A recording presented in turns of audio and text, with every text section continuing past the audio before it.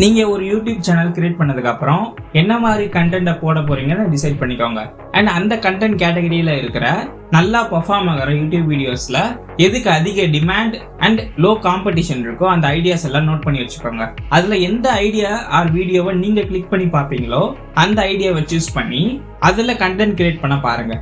இப்ப நீங்க சூஸ் பண்ண அந்த ஐடியாவை வச்சு டைட்டில் அண்ட் தம்ப்நெயில கிரியேட் பண்ணணும். இதை மட்டும் மைண்ட்ல வச்சுக்கோங்க. உங்க டைட்டில் அண்ட் தம்ப்நெயில் தான் உங்க வீடியோவோட கவர் மாதிரி. சோ உங்க கவர் நல்லா இல்லைன்னா உள்ள என்ன இருக்குன்னு பார்க்க மாட்டாங்க. Don't judge a book by its கவர்னு சொல்லுவாங்க. பட் யூடியூப் பொறுத்த வரைக்கும் they judge the cover. So நல்ல ரெலவெண்டான எமோஷன்ஸை ட்ரிகர் பண்ற மாதிரியான டைட்டில்ஸ் அண்ட் தம்ப்நெயில்ஸை கிரியேட் பண்ணுங்க. அதுக்கு நீங்க கேன்வா, பிக்சல் லேப், போட்டோஷாப் இந்த மாதிரியான சாஃப்ட்வேர்ஸ் அண்ட் ஆப்ஸை யூஸ் பண்ணி கிரியேட் பண்ணலாம்.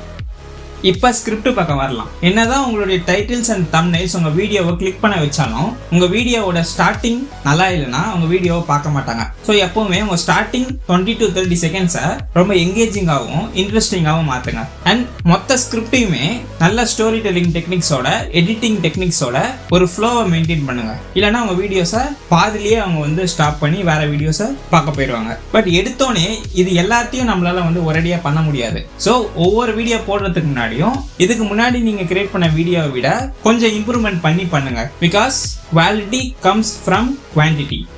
நவ் ஸ்கிரிப்டை நீங்க ரெடி பண்ணிட்டீங்க. இப்போ அதை ரெக்கார்ட் பண்ணணும். நீங்க ரெக்கார்ட் பண்றதுக்கு டிஎஸ்எல்ஆர் கேமரா இல்லைனா மொபைல் போன்ஸ் யூஸ் பண்ணலாம். நீங்க ஃபேஸ் காட்டாம பண்றீங்க, நீங்க வெறும் ஆடியோ மட்டும் நீங்க யூஸ் பண்ணிக்கலாம். நீங்க ஆடியோ எடிட் பண்றதுக்கு மொபைல்ல லெக்ஸிஸ் ஆடியோ எடிட்டர், டால்பி ஆன் மாதிரியான ஆப்ஸ் இருக்கு. பிசிஆர் லேப்டாப்ல யூஸ் பண்றீங்கன்னா அடாசிட்டி ஆர் அடோபி ஆடிஷன் மாதிரியான சாஃப்ட்வேர்ஸும் இருக்கு. நீங்க இப்ப ரெக்கார்ட் பண்ணதை எடிட் பண்ணணும். அதுக்கு நீங்க Premiere Pro, DaVinci Resolve, Final Cut Pro, Shotcut இந்த மாதிரியான சாஃப்ட்வேர்ஸும் யூஸ் பண்ணலாம். நீங்க மொபைல் எடிட் பண்றீங்கன்னா InShot, CapCut, KineMaster, VN video editor, Alight Motion மாதிரியான ஆப்ஸ் யூஸ் பண்ணலாம். எது உங்களுக்கு கன்வீனியன்ட்டாகவும் ரொம்ப யூஸ்ஃபுல்லா இருக்கோ அதை நீங்க யூஸ் பண்ணலாம். முடிஞ்ச அளவுக்கு உங்க வீடியோவை எங்கேஜிங்காகவும் இன்ட்ரெஸ்டிங்காகவும் நீங்க ரெடி பண்றதுக்கு எடிட்டிங்ல தான் முக்காவாசி வேலை நடக்கும். அதுக்கு நீங்க எக்ஸ்ட்ரா எலமெண்ட்ஸ் ஆட் பண்ணலாம். Like motion graphics, transitions, sound design, music, animations, stock footages இந்த மாதிரி எலமெண்ட்ஸ் எல்லாம் ஆட் பண்ணி உங்க வீடியோவை என்கேஜ் பண்ணுங்க.